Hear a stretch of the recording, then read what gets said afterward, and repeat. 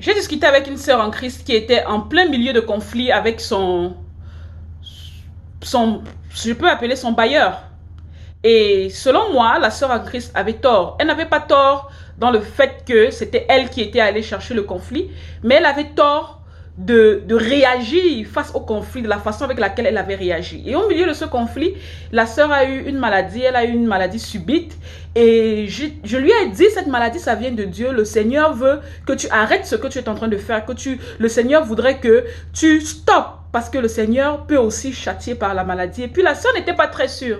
Je fais donc cet enseignement pour tous ceux-là qui pensent que Dieu d'amour ne peut pas aussi être un Dieu de justice. Oui, Dieu est un Dieu de justice qui, chaque fois, lorsqu'il le voudra, pourra frapper de maladie ses enfants pour les éloigner du gouffre de la mort.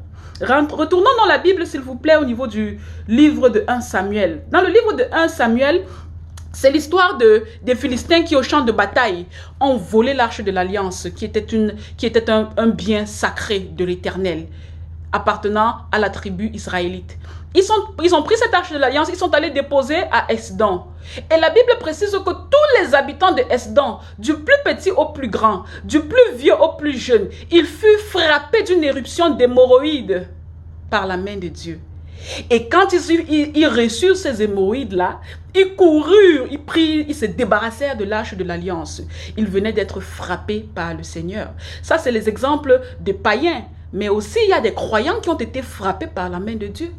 Quand vous connaissez tous l'histoire de Myriam, la sœur de Moïse, qui était aussi la sœur de Aaron. Myriam était une croyante. Je crois qu'il y a même au niveau du chant de Myriam une partie qui mentionne qu'elle était prophétesse. Myriam, lorsque Moïse a décidé d'épouser une femme éthiopienne, en sachant que lui-même il était celui qui avait donné des lois selon lesquelles nul ne devait épouser une femme païenne, lui il était allé épouser une femme éthiopienne. Myriam et Aaron, son frère, ils ont commencé à faire des reproches à l'homme de Dieu, Moïse. Ça a déplu au Seigneur, et lorsque le Seigneur les a convoqués, il a frappé Myriam de lèpre. Elle a été immédiatement expulsée du camp. Et il a fallu que Moïse prie pour elle, intercède pour elle devant le trône céleste, afin qu'elle puisse être complètement guérie et qu'elle retourne sur le camp d'Israël. Dieu avait frappé de maladie sa servante. Il n'y a pas que Myriam. Vous connaissez tous Saül, qui a été connu qui a comme nom de ministère Paul. Paul qui a rencontré Jésus-Christ sur la route de Damas. Le Seigneur Jésus l'a frappé d'aveuglement pour le briser lorsqu'il était en phase de préparation pour son ministère, lorsqu'il fallait qu'il accepte, il reconnaisse la grandeur du Seigneur Jésus comme seul Seigneur et Sauveur. Ça venait de la main de Dieu, ce n'était pas Satan.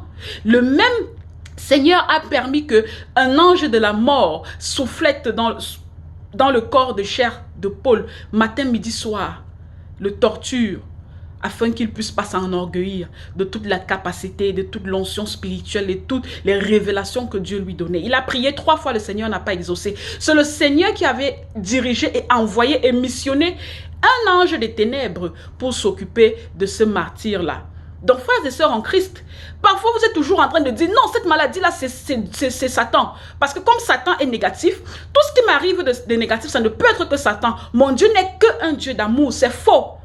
Vos enseignants et vous-même, vous avez accepté de ne voir Dieu que comme Dieu d'amour. Vous avez refusé consciemment être humain, de voir aussi le Seigneur comme un Dieu de justice, qui a un soleil qui brille sur le croyant comme sur le non-croyant, qui rend justice à tout le monde et à toutes ses créatures. Il y a des gens qui partent dans des églises, ils prient pendant des années par rapport à leur maladie. Dieu n'exauce pas. Ils commencent à dire non, Dieu n'existe pas. Ou alors le pasteur est inefficace, le pasteur n'a pas l'onction. Il faut d'abord connaître la révélation derrière ta maladie. Est-ce que ta maladie c'est Satan? Les gens pensent que parce que Satan est négatif, tout ce qui est négatif c'est Satan. Non, cette maladie-là, comme c'est maladie, c'est Satan. Non, il n'y a pas que Satan dans la maladie. Satan donne la maladie, il a la possibilité d'affecter les non-croyants avec des maladies, mais Jésus ou Dieu s'occupe aussi des croyants et qui est capable de les châtier avec des maladies. Il peut te châtier pour te guider par la maladie, dans la maladie il peut te guider, dans la maladie il peut te punir, dans la maladie il peut te conseiller, dans la maladie il peut t'enseigner. Parce que Dieu parle tantôt d'une façon, tantôt d'une autre. Oh, il y a de ces gens-là à qui, quand Dieu parle seulement par la parole, ils n'écoutent pas. C'était têtu. Et comme Dieu t'aime, il veut te ramener sur le droit chemin, il va te frapper de maladie pour que l'expérience que tu vas vivre, que ça t'enseigne. Frères et sœurs, vous qui êtes à l'église là, qui passez tout le temps à prier et tout, mais vous avez des comportements méchants dans le sens où tu fais du mal à ton confrère, tu fais du mal à ta sœur de l'église. Quand cette personne-là va mettre les genoux au sol, Dieu va écouter ses pleurs. Dieu va écouter les lamentations de son âme. Et Dieu est un Dieu de justice. Il rendra justice à ce frère ou à cette sœur-là. Tu as eu un AVC, tu as eu un diabète, une hypertension, une maladie grave, un cancer. Et tu te poses la question, mais physiologiquement parlant, physiopathologiquement parlant, je ne devais pas développer cette maladie, je ne suis pas prédisposé pour ça. Non, Dieu aussi peut te permettre d'avoir certaines maladies parce qu'à cause de ton comportement et de l'état de ton âme. Il y a aussi des personnes qui peuvent se dire non, comme cette maladie-là, c'était pas, je n'avais pas prévu ça. Ça veut dire que ça ne peut pas être dans les plans de Dieu parce que Dieu est un Dieu qui n'a que des projets de bonheur pour ses enfants. Oui, parmi les projets du bonheur, il y a le châtiment parce que c'est en te châtiant qu'il va sauver ton âme de la perdition. C'est en te châtiant qu'il va te briser. Faisons attention, frères et sœurs en Christ. Chaque fois que vous faites quelque chose, vous demandez à Dieu l'exaucement par rapport à la santé et qu'il n'exauce pas. Peut-être il faut que vous allez réparer quelque chose que vous avez fait de mauvais.